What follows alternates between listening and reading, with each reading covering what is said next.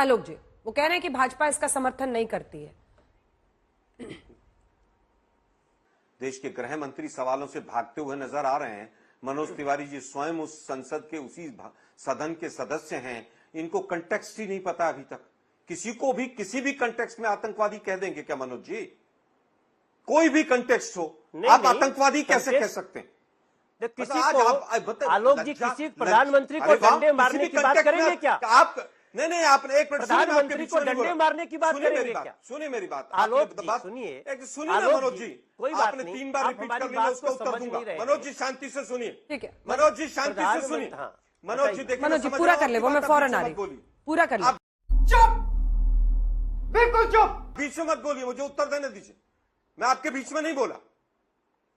बेरोजगारी की बात थी और बेरोजगारी के परिप्रेक्ष्य में एक मुहावरे का उपयोग हुआ। आप उसकी तुलना किसी लीडर अपोजिशन को आप आतंकवादी कह देंगे। और सच्चाई यह है कि मोदी जी आज तक एक प्रेस कॉन्फ्रेंस नहीं कर पाए हैं, और मोदी जी करें प्रेस कॉन्फ्रेंस, जाकर युवाओं में जाकर खड़े हो। अरे बाप रे, ये तो धोती खोल रहा है। जाकर पता करें यूपीएससी की हालत क्या है। वो यूपीएससी का चेयरमैन छोड़कर भाग गया, तमाम पेपर लीक हो रहे हैं। जाकर देखिए युवाओं के बीच में क्या होता है। यही नहीं, अभी और सुनिए। लेकिन आप लीडर ऑफ अपोजिशन को आतंकी कहेंगे, फिर आप कंटेक्स्ट ढूंढेंगे। दुर्भाग्य यह है कि वेल में अगर सांसद चले गए तो उसकी तुलना आप आतंकी कहने से करेंगे। ये भगवान क्या जुल्म है। दिक्कत यह है कि आज भी आप कह रहे हैं कि साहब वो कंटेक्स्ट नहीं पता। ये जीभ काटने का कंटेक्स्ट भी नहीं पता क्या आपको?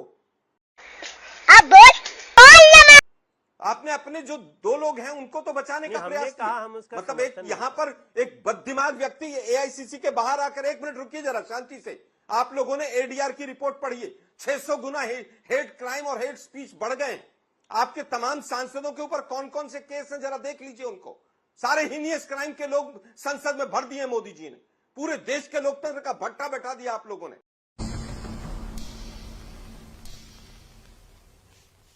लेकिन दिक्कत यह है कि आप ही लोग हिंसा का संरक्षण करते हैं। मोनू मानेसर जैसे गुंडों को पकड़ने के लिए जब वहां पर राजस्थान की पुलिस जाती है तो आप लोग वहां पर राजस्थान की पुलिस के ऊपर केस कर देते हैं। कारण क्या है कि आप लोग संरक्षण देते हैं और आप लोगों को इससे फायदा होता है राजनीतिक। आप लोग हिंदू मुस्लिम करने में इन तमाम चीजों का फायदा उठाते हैं। बंद करो, हाथ जोड़ के मैं मोदी साहब से गुजारिश करता हूँ। राहुल गांधी जी के आप आतंकी कहें, कुछ कहें, उससे कोई फर्क नहीं पड़ता है। ये आप ही लोगों का चरित्र बताता है। ये प्री क्वालिफिकेशन है कि मंत्री रहना है, सांसद रहना है तो इस तरह के बयान दीजिए। और मनोज जी 2-4 बयान आप दे दीजिए इस तरह के, शायद आप भी मंत्री बन जाएंगे। बड़ा हरामी हो बेटा। मनोज, भाग्य है कि आज भी इस तरह के बयानों की निंदा करने की हिम्मत नहीं हो रही है इन लोगों की। शर्म नहीं आ रही है इन लोगों को। मनोज इस तरह के बयान को भी कंटेक्स्ट ढूंढ रहे हैं। हम डायरेक्टली ऐसा नहीं कहते, मतलब इनडायरेक्टली कहते हैं। इसी तरह के हेट स्पीचेस ने हमारे 3 बड़े लीडर्स की जान ली। महात्मा गांधी को इसी तरह के हेट स्पीच ने डायरेक्टली गोली मारी थी। कौन सी विचारधारा? अरे डंडे मारेंगे कौन सा मुहावरा है आलोक जी? गांधी जी जली ना, तेरी भी जली ना। आलोक जी डंडे मारेंगे कौन सा मुहावरा है? कहाँ का मुहावरा है? पढ़ेंगे देखिए। अंजना जी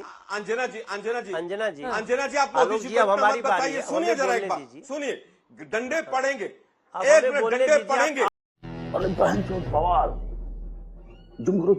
आप ही डंडे पड़ेंगे एक मुहावरा है कि अगर आप गलत काम करेंगे तो जनता डंडे मारेगी आपको।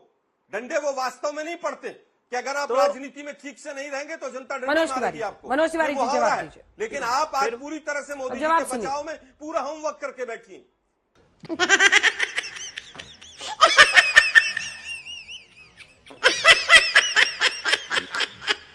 आपको तो यही प्रॉब्लम है आपके जीवन की, किसके बचाव की और किसके सवाल की। खाली एक तरफा सवाल आपसे करते रहें या उनसे करते रहें। आज मैंने क्या तीनों का जवाब नहीं दिया है? आप ना सोशल मीडिया पर ये वाहवाही और ताली बटोरने के लिए बेवजह के आप हमले मत किया कीजिए आलोक शर्मा। अच्छा, हमको सिखा रिया है। ये बहुत गलत तरीका है जो आप हमेशा करते हैं। एक तरफा बात नहीं होगी, आपसे भी प्रश्न किया जाएगा। तीनों नेताओं की बाइट। आप चुप रहिए, अब चुप रहिए। अब आपको मैंने 1000 बार कहा है आवाज नीचे कीजिए इनकी। रोज बैठ के यहाँ पर इनका तरीका यही हो गया है, हमेशा माध्यम पर हमला करना, चीखना, चिल्लाना और उसके बाद से प्लीज सर, प्लीज बहुत हो गया सर, बहुत हो गया। अति से भी ज्यादा अति आगे निकल चुके हैं आप। हर दिन आप शो पर आकर मीडिया पर हमला करते, मेरे शो पर मत कीजिएगा, बहुत हो गया। आलोक जी डंडा दोनों तरफ मारने के को सवाल उठ रहे हैं और तीनों नेताओं के बयान सुनाए जिन्होंने राहुल जी के खिलाफ बोले हैं। एक सवाल पूछ लो तो होमवर्क कर लिया है हम मालूम है तेरे बाप को मत सिखा, चल ना, आके आपके गुणगान गाएं, और वो नहीं करेंगे। हम पूछेंगे आपसे सवाल। आलोक, मनोज जी जवाब दीजिए उनकी मैं बात। आलोक जी से पूछना चाहता हूं, आप डंडे मारने को तो मुहावरा बता देते हैं, लेकिन हम बोल रहे हैं किस कंटेक्स्ट में ये शब्द प्रयोग किया हुआ, उसमें आप हमको सारा अटैक कर देते हैं। मौत का सौदागर कौन सा मुहावरा है?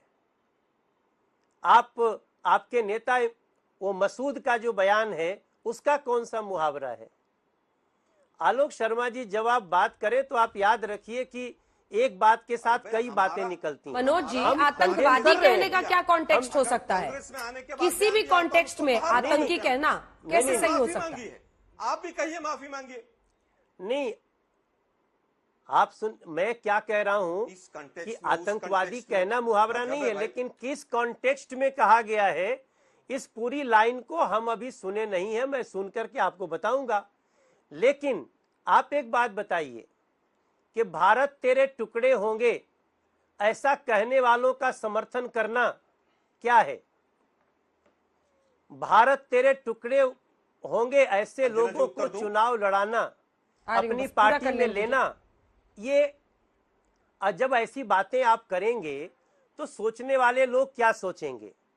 आपका देश के हर संवैधानिक संस्थाओं पे सवाल उठाना, नेता प्रतिपक्ष होते हुए देश जवाब तो मांगेगा। और मैं समझता हूं आलोक जी शायद इसका जवाब दें कि अगर आपको लगता है कि पॉलिटिकल युद्ध भी विदेशों में जाकर के लड़ते हैं, अगर यही परिपाटी है कांग्रेस की, यही राजनीति है, तो हम तो ऐसी राजनीति, हम तो जयप्रकाश नारायण जी की धरती से आते हैं, हमने ऐसी राजनीति तो नहीं देखी। हमने बहुत सारे लोगों को देश के लिए मर मिटते देखा, लेकिन हमने कभी विदेश की धरती पर जा करके देश के संवैधानिक संस्थाओं को नीचा दिखाने की बात हमने करते नहीं देखा। वो राहुल गांधी जी कर रहे हैं, भारत टुकड़े करने वालों का सपोर्ट कर रहे हैं, उनको मेट्रो में लेके घूम रहे हैं। ये सारी चीजें जब देश के लोग देखेंगे तो क्या सोचेंगे? आप हमको बता दीजिए कि मौत का सौदागर कौन सा मुहावरा है? आप बता दीजिए कि हम गाड़ देंगे, प्रधानमंत्री को गाड़ देंगे, ये कौन सा मुहावरा है? बताइए साहब हमको। अब जवाब दीजिए आलोक जी, जवाब दीजिए। और इमरान मसूद जिसकी आप बात कर रहे हैं, तो मेरी रिसर्च टीम ने अभी अभी मुझे बताया है कि जब उन्होंने ये बयान दिया था तब वो कांग्रेस पार्टी के ही उम्मीदवार थे। दोनों का जवाब दीजिएगा। क्या बात करते हैं अंजना जी? आपकी रिसर्च टीम ने गलत बताया। सोच लो मैं कितनी खतरनाक हूँ। जिस समय पर बयान दिया गया था उस समय सपा 2014 और उन्होंने माफी बयान मांगी, 2014 का है। माफी मांगी। 2014 में हमारी पार्टी में नहीं रहे होंगे। आपकी रिसर्च टीम को कहिए दोबारा से उसको चेक करें। बिल्कुल अब चेक करके विदेश की भूमि पर आ जाते हैं। हम कंफर्म्ड हैं, आप देखिए सर। ये मोदी जी मैं भी देख लूंगा, आप चिंता ना करें। ये मोदी जी के वक्तव्य हैं, इनको भी चलवा दीजिए विदेश की भूमि पर। जो 85 पैसा घिस लेता था सरकार, पता नहीं पिछले जन्म में क्या पाप किया था? अंजना जी कोई पाप करके आए थे आप? जो आपका 2014 में पहले जन्म हुआ या मेरा जन्म हुआ, क्या हम पाप ये कोई करके आए देश थे? है, ये कोई सरकार है, ये कोई लोग है? चलो छोड़ो चले जाए कहीं और। अंजना जी, इतने बयान हैं मोदी जी के कि जिन्होंने विदेश में जाकर पूरे देश को बदनाम किया। सरकार की बात करना, सरकार की गलत नीतियों को उठाना बीजेपी या आरएसएस देश नहीं है। दुर्भाग्य ये है कि इस तरह के बयानों में जब पर्दा डाला जाता है, देश के गृह मंत्री एक अपने सहयोगी मंत्री की बात को कहते हैं, एक पत्रकार को डांटते हैं कि चुप हो जाओ, बैठ जाओ, मैं जवाब नहीं दूंगा, और मैं दृढ़ता से कहता हूं कि मैं जवाब नहीं दूंगा, तो स्वाभाविक है कि सवाल उठते हैं। और यही लोग, ये भाषा रवनीत बिट्टू की या इन लोगों की नहीं है, ये भाषा और संरक्षण पूरा का पूरा बीजेपी के संस्कार हैं, मोदी जी की भाषा है। ये बेशर्मो शर्म करो शर्म। ये आरएसएस की भाषा है। भारत तेरे टुकड़े होंगे जिसने नारे लगाए, हम उसका समर्थन नहीं करते, लेकिन क्या वो एडिटेड स्क्रिप्ट तो नहीं थी? क्या उसके ऊपर आज तक कार्रवाई क्यों नहीं हुई?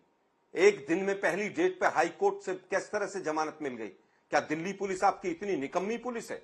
क्या आलोक वर्मा को, जो आप संवैधानिक संस्थाओं की बात कर रहे हैं, आलोक वर्मा जो सीबीआई के डायरेक्टर थे, रात को जाकर 2 बजे दिल्ली पुलिस ने उनके कार्यालय को घेर लिया, क्या सीबीआई के डायरेक्टर को आज भी पेंशन मिलती है कि नहीं? सांसद जी आप जरूर बताइएगा। 4 दिन पहले की सुप्रीम कोर्ट की टिप्पणी भी पढ़ लीजिए कि सीबीआई को पिंजरे के अंदर तोते से बाहर आना होगा। ये 4 दिन पहले की टिप्पणी है। और जिस तरह से इलेक्शन कमीशन ने तमाम चीजें की हैं वो भी पूरे देश ने देखी है। कारण क्या है कि आपने सब संस्थाओं के ऊपर अपना एक आधिपत्य जमा लिया है। क्या ये सच नहीं है?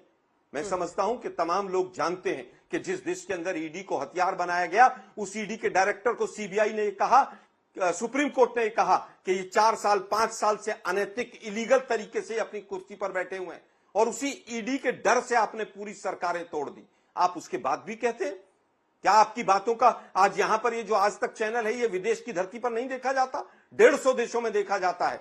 और मोदी जी जो झूठ बोलते हैं लाल किले की प्राचीर से लेकर और हिंदु मुसलमान करते हैं, वो भी पूरा देश, क्या पूरा मनोज जी इसका जवाब देंगे, लेकिन अब इमरान मसूद पर फिर से आपसे प्रश्न कर रही हूं।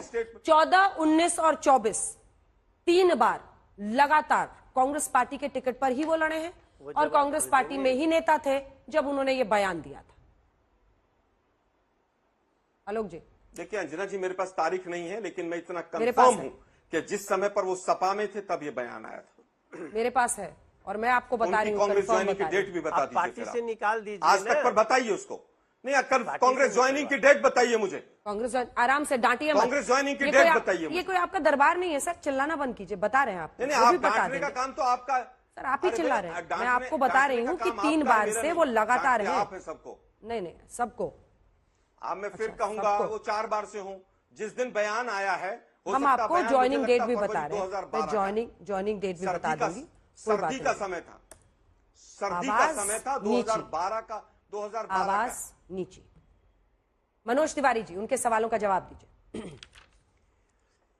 मैं आलोक जी से एक बात पूछना चाहता हूं। अंजना जी, इन्होंने पता नहीं कौन कौन एडिटेड टेप ले आके मोबाइल पे सुना रहे हैं, उसकी सत्यता की किसी की जिम्मेदारी नहीं है।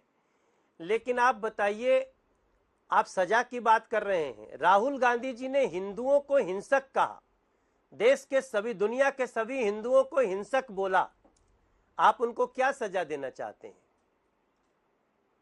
भगवा को आतंकवाद से जोड़ा, आप उनको क्या सजा देना चाहते हैं? कांग्रेस की देखिए आलोक भाई, जब बातें निकलती हैं ना, तो बहुत सारी चीजें निकल के आएंगी, और ऐसी ऐसी लाइन है जिसमें कांग्रेस में ज्वाइनिंग नहीं, आपके नेता ने कहा है, आपके नेता ने कहा हिंदुओं को हिंसक कहा, आपके नेता ने भगवा को आतंकवाद से जोड़ा, कांग्रेस ने हमेशा जोड़ा।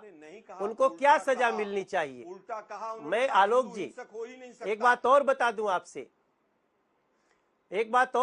आपसे, जितने लोगों ने, किसी ने जमीन में गाड़ने की बात करी, खुद राहुल जी ने डंडे मारने की बात करी, किसी ने बोटी बोटी करने की बात करी, किसी ने मौत का सौदागर कहा, किसी ने कह दिया औरंगजेब की कब्र खोद दी तो मोदी कौन है।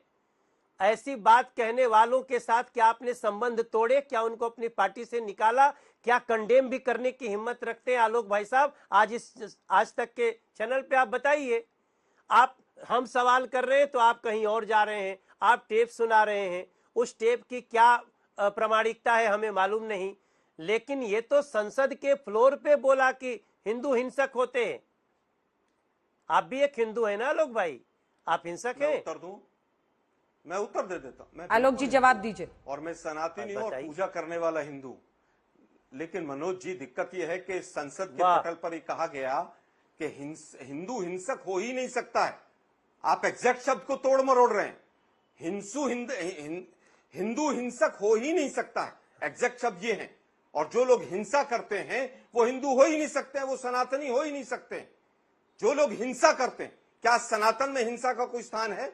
लेकिन आप लोगों का सोशल मीडिया का इतना बढ़िया प्लेटफॉर्म है कि ढोल पीट के उस स्टेटमेंट को पूरा बदल दीजिए। और मैं कहूंगा आज तक से कि राहुल गांधी ने कहा हो कि हिंदू हिंसक होते हैं तो अभी चलाएं। मैं चुप बैठूंगा। मैं सही हूं या मनोज जी सही हैं, अभी बताएं। चलाइए उस स्टेटमेंट को। मनोज जी, अब मैं तो अभी तो मैं मोबाइल लेके नहीं बैठा हूं कि चला दूं, लेकिन आप तो सिरे से खारिज कर रहे हैं। इसका मतलब कि राहुल ने ऐसा बोला है तो गलत है। नहीं, अभी पता चल जाएगा। आप ये कह रहे हैं ना कि राहुल ने ऐसा बोला है तो गलत है। सब कुछ है, लेकिन अंजना जी राहुल जी ने ऐसा बोला तो गलत है, आप ये मानते हैं ना?